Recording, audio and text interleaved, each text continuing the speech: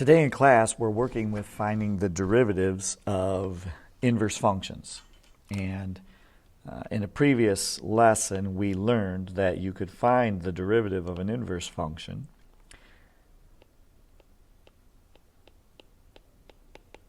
if you did 1 over the derivative of the original function with the inverse function plugged in. I'm going to write that in a different color just so you can see that we're basically composing this thing, right? We're plugging that function into the derivative of the original function. And there are two methods that we talked about for finding the derivative of this inverse function. The method that I'm going to use actually requires us to get the inverse function. So if you'll remember that from algebra class, that means you switch the x and the y and then you solve for y. So if I want to find the inverse function here, I'll make x equal the square root of negative 2y plus 3. And we'll square both sides. We get x squared equals negative 2y plus 3. Subtracting 3 and dividing by negative 2 gives me y equals x squared minus 3 over negative 2. And this is actually the inverse function of the square root of negative 2x plus 3. So this is my f inverse of x. And that'll be the thing that I use in this formula. So the other piece of information I need is my derivative. And so I'm going to compute the derivative here, f prime of x, off of this function here. And that's going to be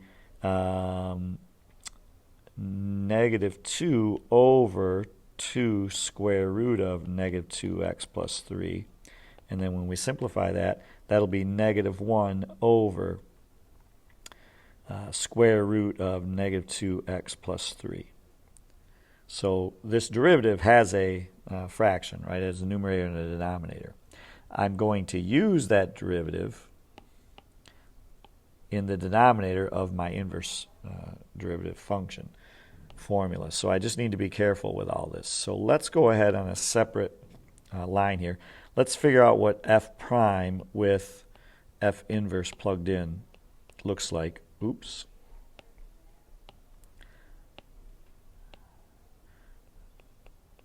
Because we need that in the denominator of our equation over here. So I'm going to, oh goodness, let's do this. Let's erase what I just wrote there. And of course it's not erasing. Oh yeah, there it goes. Well, it's erasing the red. Now it's erasing the blue.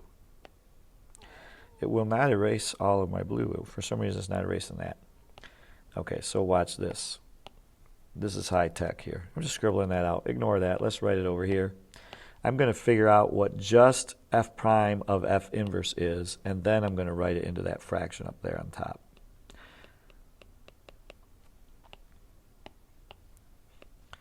So whatever I figure out for this will go right there. And this is going to be negative 1 over the square root of negative 2, and then where the x is right here, I'm going to put that inverse function that I computed in red, which was x squared minus 3 over negative 2. And then we finish this off with a plus 3 right here. Now this is cool because when you simplify this, you get negative 1 over, notice my negative 2's cancel here, and then I'll have x squared minus 3 plus 3, so these guys are going to cancel, and up with the square root of x squared. And we had a discussion in class today about how we may need to make this the absolute value of x, because when you're talking about the domain of the real numbers, the square root of x squared is actually the absolute value of x. However, the good news is, and I'll demonstrate it on the next slide, that we are only dealing with positive values of x in this domain. So I'll show you why that is in a second. But knowing that, I can just make this negative 1 over x. And that means that my derivative up here, my f inverse prime of x, f inverse prime of x, is going to be 1 over negative 1 over x, which is simply negative x when you simplify it. So the formula for the derivative of our inverse function, f inverse, is just negative x. Now I want to show you why I haven't broken any laws here by assuming that the square root of x squared is just x. If you take a look at the graphs of the original function in red here, right? F of x is in red. That's this guy that goes off in this direction. And then if we graph the inverse function, notice it looks like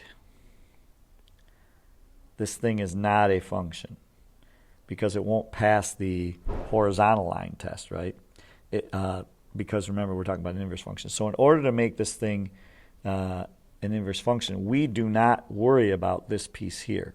In other words, in order to make it the inverse of the original, we have to use x is greater than or equal to 0 only. And that means that when I do, for this particular function, the square root of x squared, I just get x because I'm only dealing with the positive values. Just to be clear, normally in algebra, when you're dealing with all of the real numbers, the square root of x squared is the absolute value of x. Because you might have started out with an x, let's say x is negative 2. So when you do negative 2 squared, you get 4. And the square root of 4, this is looking for the principal square root. The square root of 4 here is just 2. So it started out as negative 2, but it ended up as 2, so it ended up as the absolute value of x. We are never going to run into this scenario for these kinds of problems. Not for this problem, because we are not using this part of the graph. To get the inverse function, we only need this piece of the graph, right? It's a reflection across the line y equals x. This guy is not part of that game. Okay.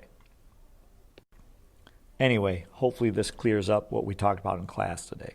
If you weren't here in class, then just kind of skip to the next slide because I'll do another problem. Okay, here we go. Let's do another one.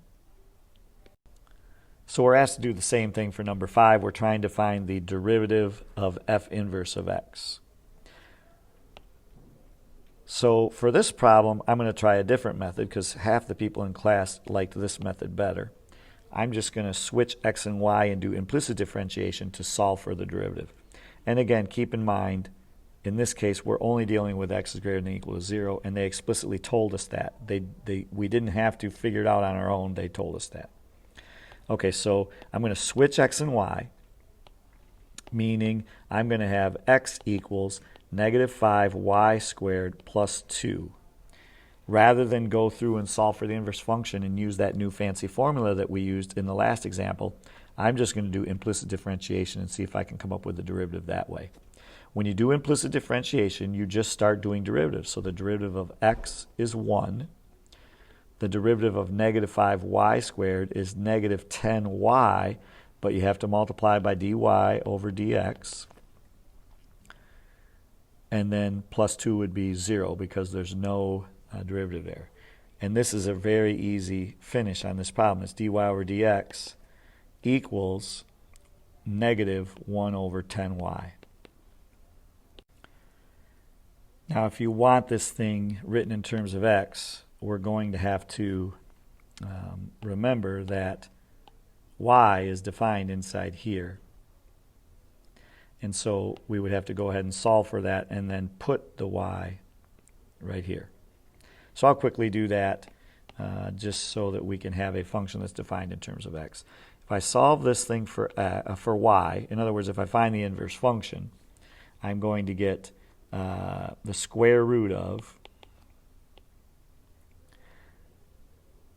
x minus 2 divided by negative 5. And so if you want to write your function in those terms, instead of negative 1 over 10y, which is a lot easier to say, you'd write negative 1 over 10 times the square root of x minus 2 over negative 5. Now, you could argue that that's a nasty complex fraction, and I suppose we could go through the process of simplifying that thing. But rather than doing that, I'm just going to write it as a power, and so that'll be negative 1/10 times x minus 2 over negative 5 to the negative 1/2. How's that sound? How's that for lazy? So pick whatever version of this answer that you prefer. If you made it to here, great job. If you solve for y and put that in, good work. And if you decided you didn't like that complex fraction and you wrote it as a power, that's fine also. The point is we've got now the derivative of the inverse function and we have a formula. If you happen to know the value for y, you could just use this formula. Otherwise, if you know the value of x, you can use one of these. Okay, now let's go and talk about those problems where we have a particular slope that we're trying to find at a particular point.